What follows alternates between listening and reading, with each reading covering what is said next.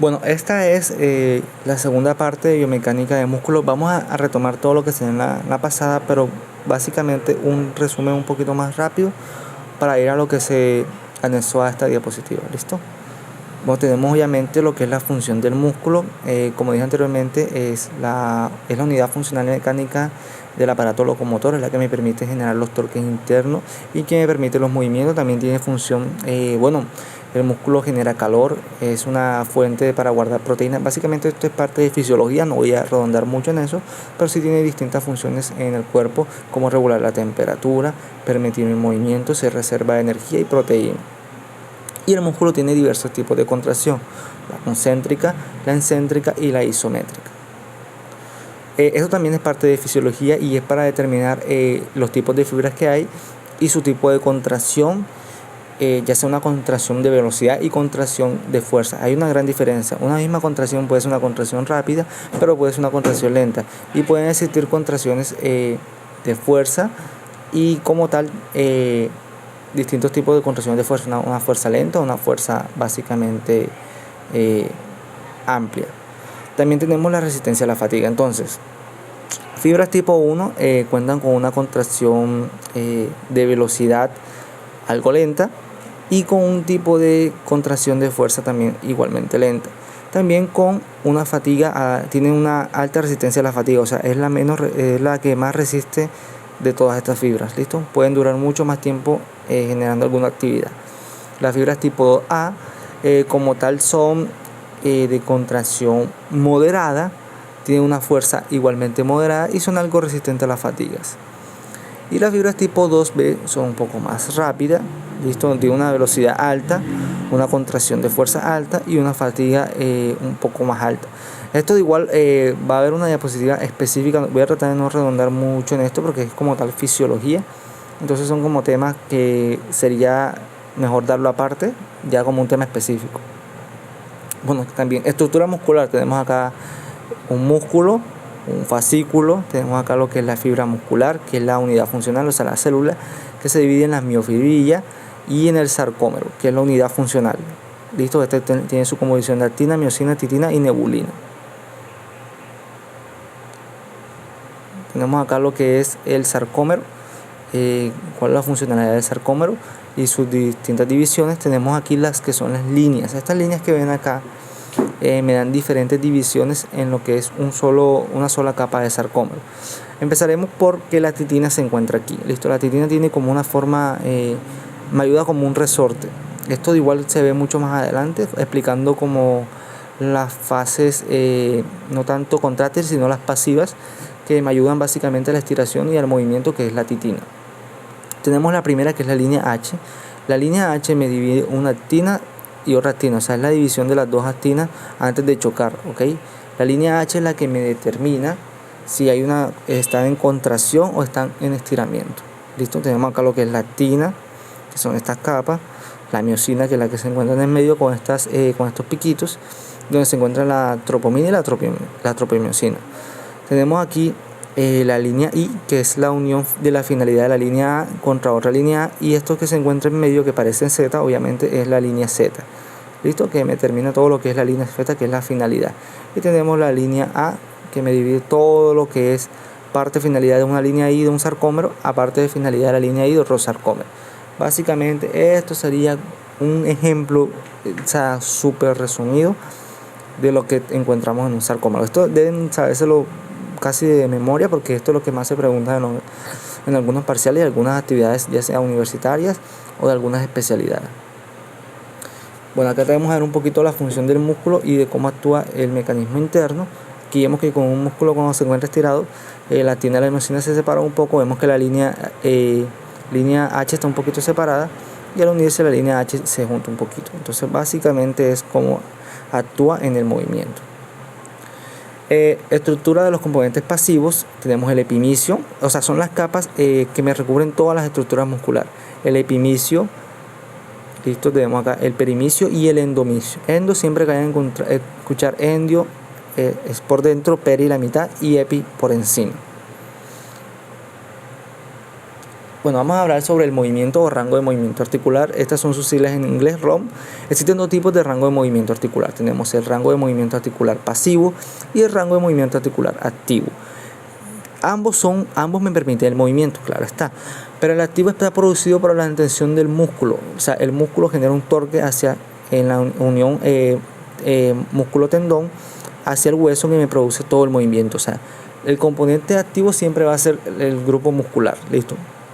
El componente pasivo va a estar producido por la forma de la articulación y del tejido blando, o sea, todo el tejido blando circundante a la articulación o al segmento muscular que se vaya a mover. Entonces aquí es un breve ejemplo de cómo se determina la longitud de fibra. Existen ciertos músculos que son un poquito más largos y su forma de contracción me genera mucho más una contracción mucho más amplia que deja una distancia un poquito más grande, y en músculos un poquito más pequeños me generan una corta distancia de acortamiento. ¿Listo?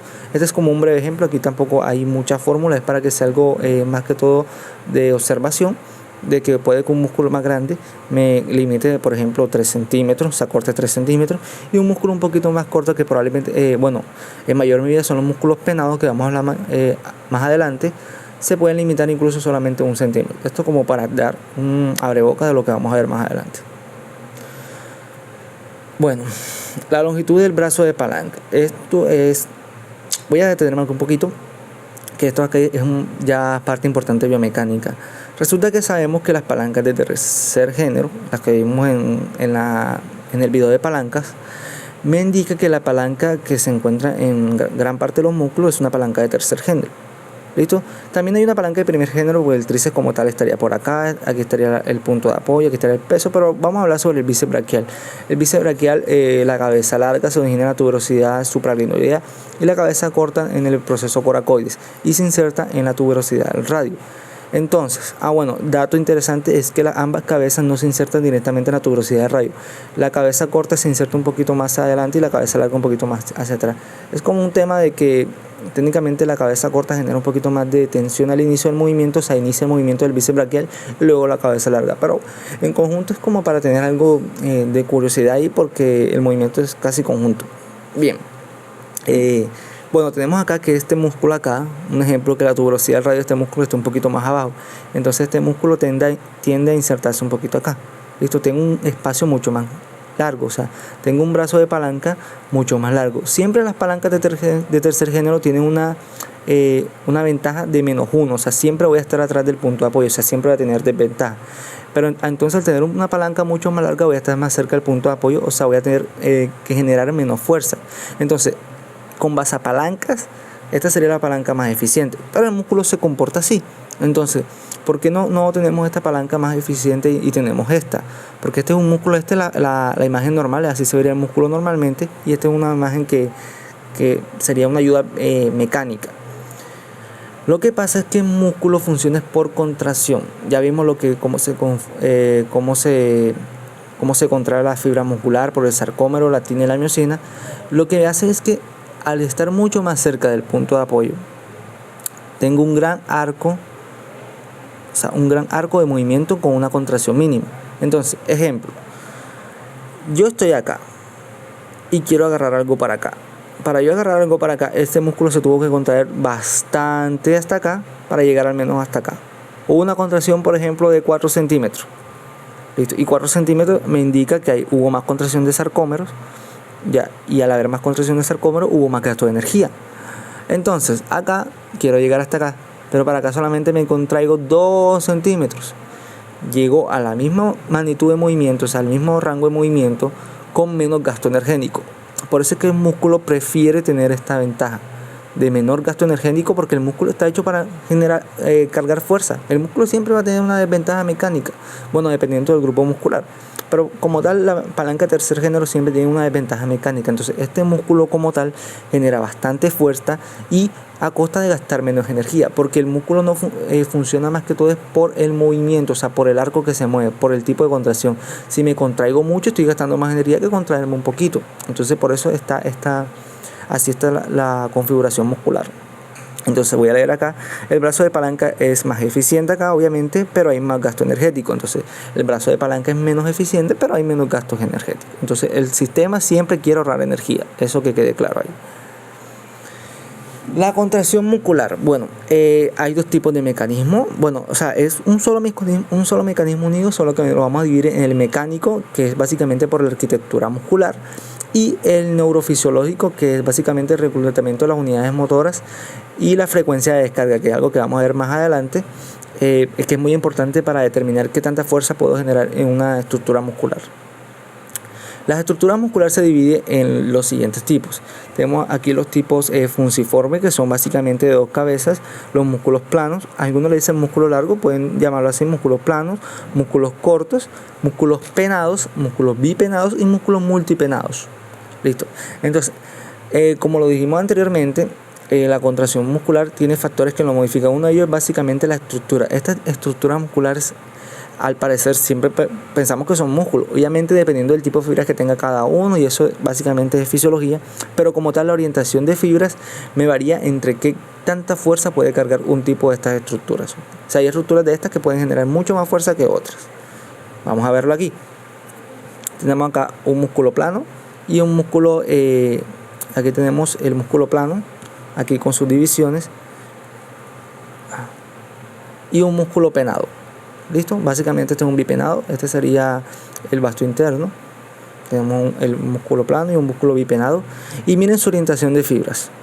La orientación del músculo largo está orientada a 90 grados, ¿listo? En 90 grados, y tienen una distancia de 5 centímetros. Si ustedes hacen la ley de Pitágoras, aquí sería 5,4 centímetros, tenemos más distancia transversal, donde por ende pueden pasar más fibras. ¿Listo? Pueden pasar más fibras por este eje. Entonces, vamos a calcular. En un músculo largo, aquí hay 1, 2, 3, 4, 5, 6, 7, 8 fibras. Y vamos a dar el ejemplo que cada fibra me puede cargar 10 kilos. Entonces 8 por 10 es igual a 80.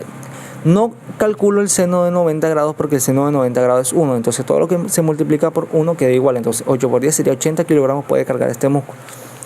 Pero este músculo es un músculo bipenado. Entonces por tener un área transversal un poquito más grande, caben 1, 2, 3, 4, 5, 6, 7, 8, 9, 10 músculos, o sea 10 fibras.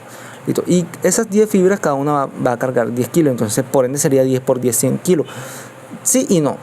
Tenemos que calcular por el ángulo de penación, que es de 30 grados, entonces cada fibra, seno de 30 por 10 es igual a 0.86 kilogramos, o sea 86 kilogramos. ¿Listo? Entonces, cada fibra muscular no me va a cargar 10 kilogramos, o sea, aquí me carga cada fibra 10 kilogramos, aquí cada fibra me carga 8.6 kilogramos. Listo, aquí me equivoqué, aquí salió que 86 kilogramos, sería muy exagerado. 0.86 kilogramos. Listo, o sea, si una fibra de esta compite con una de estas, va a ganar obviamente una del músculo liso. Pero como acá hay muchas más fibras en conjunto, 10 de estas fibras de 0.86 me van a cargar 86 kilogramos. O sea, van a cargar 6 kilogramos más que un músculo largo. Entonces es la importancia o la diferencia de un músculo penado a un músculo largo. Entonces, ¿dónde puedo encontrar estructuras así? Bueno, músculos con un área transversal grande, como el pectoral mayor, tiene un área transversal grande, es un músculo que genera bastante potencia. El músculo bíceps braquial como tal es un músculo largo. Bueno, es un músculo, sí, bueno, vamos a colocarlo como parte del músculo largo porque es un músculo funciforme, pero también tiene fibras de esta longitud. Entonces puede generarme un movimiento un poquito amplio, que es para lo que me funciona, y una fuerza relativamente aceptable. Ya, estas estructuras pueden mezclarse, claro que sí. Vamos a dar el ejemplo en el gemelo, o sea en la pantorrilla. Vamos a ver el gastroinemio y el sóleo, que son las dos estructuras diferentes. Una que se encarga básicamente del movimiento extensor, o sea los movimientos largos de un gran rango de movimiento, y otro músculo que se activa, que está en su posición penada para cuando necesito cargar altas cargas. Entonces, ¿cuál sería estos músculos? Tenemos acá el primer músculo, que es el sóleo. Listo, tenemos el sóleo que se encuentra en la parte interna, que se comporta como parte del músculo penado, y el gastroinemio, que tiene las fibras técnicamente largas, que es un músculo funciforme. Entonces ambos músculos se activan desde si necesito más fuerza o si necesito solamente el rango de movimiento. Listo, o sea, no significa que uno se active primero, o sea, uno se active en una circunstancia y otro en otra. No, ambos se activan, pero uno cuando necesita ganar más fuerza se activa mucho más otras fibras. Entonces es una variación muscular que tenemos. Bueno, el factor neurológico. Bueno, las fibras musculares que inerva una neurona motora es directamente depende del grado motor. Ejemplo, si yo por ejemplo tengo un músculo que solo lo inervo 5 neuronas, solamente voy a tener 5 niveles de control. Eso estoy dando un ejemplo. Si quiero una fuerza de 1/5, activo 1, de 2/5, activo 2, y mi máximo sería 5/5. Entonces, un músculo que tenga mayor control neural o más fibras motoras es un músculo que puedo controlar más. O sea, un músculo que tenga, por ejemplo, 100 fibras motoras, entonces yo tengo 100 capacidades de presión de fuerza.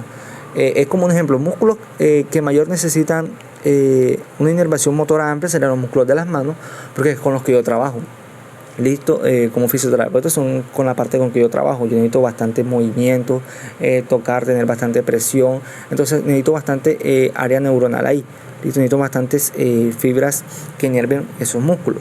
Pero un músculo como el cuádriceps, un músculo bastante grande, no necesito tanto control, o sea, no necesito más que flexione y extienda, ¿listo? Y con distintos grados de fuerza. Entonces no significa que tenga un control básico de contraer y flexionar, sino que no lo tengo como tan preciso como es con la mano. De igual, ¿se pueden desarrollar mejoras de control? Claro que sí. Deportistas de combate, de taekwondo o de artes marciales, tienden a hacer ejercicios de control motor en miembros inferiores y miembros superiores. Más que todo en miembros inferiores, pues son músculos un poquito más grandes. Y siempre lo llevan a manejar el control de la patada o del contacto que vayan a hacer para generar un poquito de control neuronal en esa zona. O sea, ser más consciente de ese movimiento. Aquí es un ejemplo, bueno, el ejemplo que dice, supongamos que esto es un músculo de la mano, supongamos que estos serían los lumbricales y este sería el cuádriceps. Vemos que un cuádriceps tiene una neurona, listo, una neurona, y esta neurona se conecta con varios fascículos. Esta neurona se conecta con varios fascículos. Esta neurona es pequeña, pero se conecta con o sea, tengo más neuronas aquí, digo 4, 5, 6, 7 neuronas, pero solamente que me conecto con 3 fascículos, con 2 fascículos, y cubro todos los fascículos. Ya, cubro todos los fascículos. Esta también cubre todos los fascículos, pero acá tengo 7 niveles de presión. O sea, yo activo este y activo 1/7. Activo este, activo 2/7. Activo este, activo 1/4. Activo 2/4. Entonces aquí con nada más 4 niveles ya controlo todo el músculo. Aquí con 7 niveles ya controlo todo el músculo.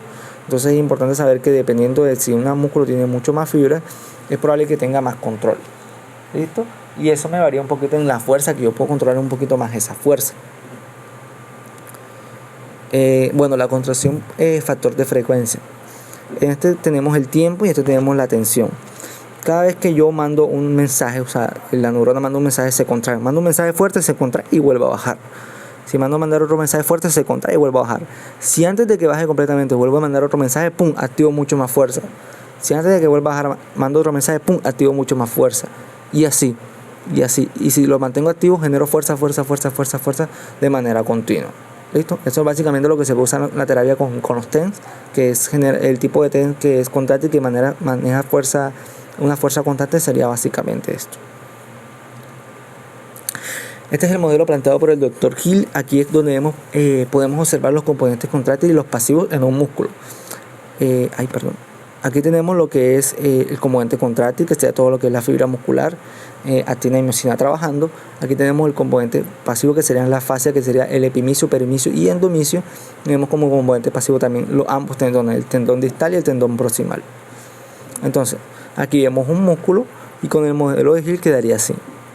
Esto sería básicamente la función de un músculo. Entonces,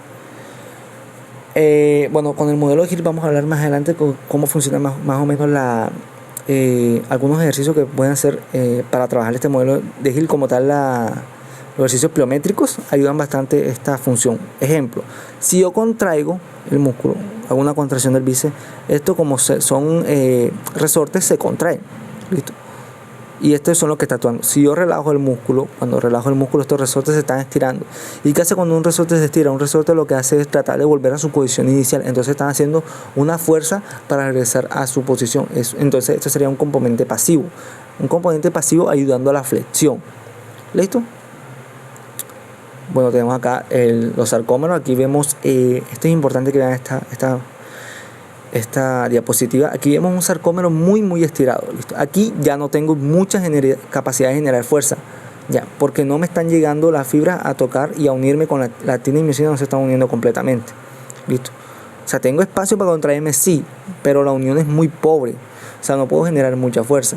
Entonces aquí el componente pasivo estaría muy estirado y estaría básicamente haciendo mucho esfuerzo y generando mucha fatiga. Listo. Mientras que aquí estamos muy contraídos, hay una contracción muy amplia, entonces ya aquí no puedo generar más fuerza porque ¿para dónde más voy a coger? Ya no tengo espacio, ya he chocado. Este es el grado óptimo para generar una contracción.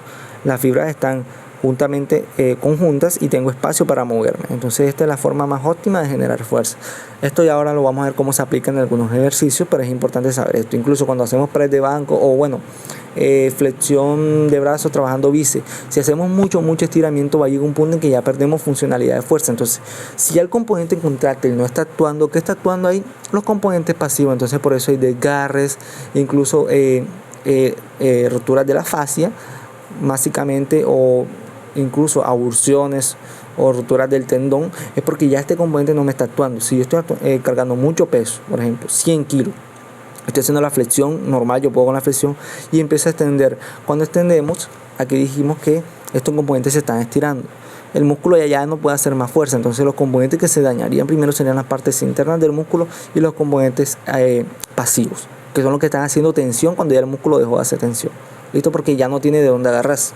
Entonces es importante por eso manejar el correcto arco de movimiento y con un peso relativamente manejable. Porque ejercicios libres es importante que se manejen con un peso correcto, porque si no tengo un peso correcto y básicamente el peso se me puede caer y ya no hay nada que detenga. Y si estoy de pie, por ejemplo, el peso va a llegar hasta el suelo. Entonces recorre mucho un arco de movimiento que no tengo para detenerlo y ya básicamente por eso se producen los desgarres, incluso abursiones en algunas estructuras, dependiendo de la que esté cargando. Bueno, eso es lo que dije allá, creo que debí explicarlo mejor acá. Entonces, bueno, acá está el sarcómero, el componente contráctil. Vemos que si esta es la fuerza, si el músculo está muy contraído, o sea, está muy junto, no genero tanta fuerza. Si el músculo lo mantengo en esta área, es donde tengo un mayor pico de área de fuerza. ¿Esto cómo lo puedo combinar? Si aprendemos a ver los ángulos musculares, un ángulo aquí de 90 grados de un músculo, vamos a poner ejemplo del bíceps, vamos a poner otro ejemplo, siempre estamos tratando el bíceps. Por ejemplo, está la pierna acá de pie y tenemos el isquiosural. Si el isquiosural lo tengo a 90 grados, o sea, hago una flexión y lo mantengo a 90 grados, el músculo va a tener esta postura. ¿Listo? Obviamente esto va variando porque cuando vemos la clase de biomecánica de la rodilla, los músculos isquiosurales generan un mayor brazo momentum, o sea, un momento interno a los 5 grados. O sea, con 5 grados ya genero suficiente fuerza, pero es más o menos para saber el componente contráctil. Entonces, vuelvo al ejemplo, está a 90 grados, tengo esta capacidad para poder contraerme y tengo bastante espacio. O sea, estoy adaptado, está unido la actina y la miosina y tengo bastante espacio para moverme. Ya cuando tengo mucho estiramiento, cuando hay mucho estiramiento, ya aquí ya el componente activo no está funcionando porque no tengo ya de dónde agarrarme. Aquí es donde viene el componente pasivo. Entre más estirado esté un músculo, más aumentará la acción del componente pasivo. Entonces, en este punto, cuando ya tengo una estiración casi a la mitad, el componente pasivo empieza a subir. Entonces, ya no tengo fuerza excéntrica, por ejemplo, un ejercicio excéntrico que esté estirando el músculo, ya el componente pasivo es el que va a actuar. Este es un ejercicio concéntrico donde todo esto es parte activa. Bueno, aquí el tipo de contracción, eso es lo que quería explicar al inicio. Está la contracción concéntrica. Supongamos que supongamos acá hay 10 kilos. Entonces, una fuerza concéntrica es cuando mi fuerza, o sea, mi componente muscular se activa o genera más de 10 kilos. Aquí puedo estar activando, por ejemplo, 15 kilos. Y esto es de 10 kilos, entonces obviamente lo llevo hacia mi cuerpo. Cuando estoy generando, por ejemplo, 9 kilos y esto pesa 10 kilos, esta es una fuerza isométrica, perdón. En la fuerza isométrica, acá hay 10 kilos y yo también genero 10 kilos, entonces no hay movimiento articular, se queda estático. Pero si obviamente esto pesa 10 kilos y yo solamente genero 5 kilos, no puedo llevarlo hacia mí, es más, el peso sigue bajando. Entonces esto es una contracción excéntrica, isométrica y concéntrica. Bueno, la fuerza de contracción, esto es importante acá. La velocidad de contracción va en eje positivo y va en eje negativo. En eje negativo me refiero a básicamente las contracciones excéntricas, ¿listo? O sea, hay un movimiento, un arco de movimiento, pero no significa que sea negativo de malo, sino que va hacia abajo, ¿listo? Y esto es fuerza concéntrica, o sea, hacia arriba, hacia mí, ¿listo? Entonces, ¿qué me indica esta tabla? Esta es la tabla velocidad de contracción y fuerza. Entonces, si yo, por ejemplo, y necesito que presten mucha atención aquí, Cuando yo tengo más velocidad, o sea, yo genero más velocidad, significa que estoy cargando un peso bajito. Por ejemplo, yo tengo solamente 1 kilo y yo con 1 kilo yo quiero hacer flexión, hago 100 flexiones rapidito, me hago 100 flexiones, claro, porque el peso es muy poquito y a menor peso en una fase concéntrica puedo hacer más velocidad. Pero por ejemplo, 50 kilos, mucho peso, y de cosas me puedo hacer una contracción, nada más me puedo hacer una contracción con ese peso. Pero mi músculo genera 110 kilos y yo cargo una pesa de 110 kilos, llego a la etapa cero, no se mueve, porque es el máximo que genera mi músculo y es el máximo que hay en ese peso. Entonces esto es una contracción isométrica. Entonces vuelvo a rebobinar. Cuando genero mucha velocidad significa que hay menos fuerza, pero cuando tengo mucha fuerza significa que tengo menos velocidad. Y en la fase excéntrica es lo mismo. Si yo cargo bastante peso, ese peso me va a llevar el brazo hacia abajo rápido. Listo, entre más peso cargue, más rápido me vaya ese peso. Así como por ejemplo, estamos aquí sentados, tengo un compañero al frente y yo le tiro una bola de boliche y la bola pesa 20 kilos y él no puede, él de cosi puede con 5 kilos. Es un alto peso y cuando él lo carga, ¡pum!, se va para abajo. Así, alto peso, o sea, alta velocidad, genera una alta fuerza, entonces no puede con eso. Este es en la parte céntrica, y en la concéntrica es lo contrario. En la céntrica es igual y en la concéntrica lo contrario. Espero que quede claro esto. Es importante saber manejar esta tabla de fuerza-contracción. Bueno, esto sería lo último, sería cómo funciona la pliometría. Voy a hacer unos videos ya mostrando ejercicios como tal, de cómo empezar a trabajar algunas patologías. Quiero empezar a hacer lo de biomecánica por segmentos, y después de cada biomecánica por segmento trabajar videos sobre las patologías y cómo se rehabilitan cada una de ellas. Incluso hay patologías que se creen complicadas de tratar y no son tanto. O sea, biomecánicamente sí tienen mucho que ver. Incluso la muñeca creo que es lo más complicado hasta ahora. Bueno, sí, la muñeca creo que es lo más complicado y será uno de los videos más largos. Muñeca y mano. Pero de lo contrario no son tratamientos tan difíciles. O sea, me puedo una explicación de clase como de 2 o 3 horas y el video de la actividad o del ejercicio puede durar 5 minutos. O sea, es el resumen de todo. Entonces voy a subir los dos, igual el que esté interesado en ver los videos de bases clínicas puede verlos. Voy a hacerlo como bases clínicas y lo otro ya serían básicamente los ejercicios. Bueno, rebobino la fuerza de contracción y la pliometría. Entonces, si nosotros logramos usar la fase activa y la pasiva al mismo tiempo, podemos generar mucha más potencia. Entonces, imaginemos acá, quiero saltar mucho más alto. Entonces yo me agacho y me quedo ahí, espero que me digan y salto enseguida. Como yo esperé que me digan, no utilicé la fuerza de la parte elástica del cuerpo. ¿Por qué? Porque estaba haciendo una activación isométrica ahí. O sea, estaba yo mismo activando el músculo. Y cuando me voy a levantar, ese mismo músculo tiende a estirarse. O sea, genero mucho más fatiga.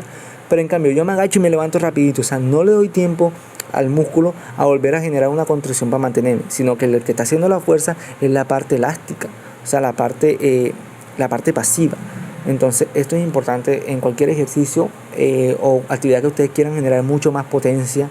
Deportes de contacto, en fútbol, si ustedes van a patear rapidito, no solamente carguen el pie, porque ahí se quedan cargando para una super patada y pum, no llegan muy lejos. En cambio, ustedes se agachan, se levantan y patean enseguida. O sea, esto es un ejemplo, no es que lo vayan a hacer así. O contraen el músculo, lo estiran y patean enseguida, es mucho más rápido. Entonces, si quieren generar potencia, busquen la manera, si son entrenadores, busquen la manera de adaptar un estiramiento con una contracción rápida. Listo, estiramos y contraemos rapidísimo, vamos a generar un poquito más de potencia. Obviamente esto quiero que sea más que todo para deportistas, o sea, para deportes como tal, porque trabajar esto con peso no es como muy recomendable, ¿ok? No es porque sea malo como tal, sino que puede haber un gran grado de lesión, entonces tienen que ser un poquito más expertos. Pero sí, más o menos esto sería todo. Y aquí quedó la clase de base, voy a ponerlo como base 2, sí, base 2 de biomecánica del músculo. Listo.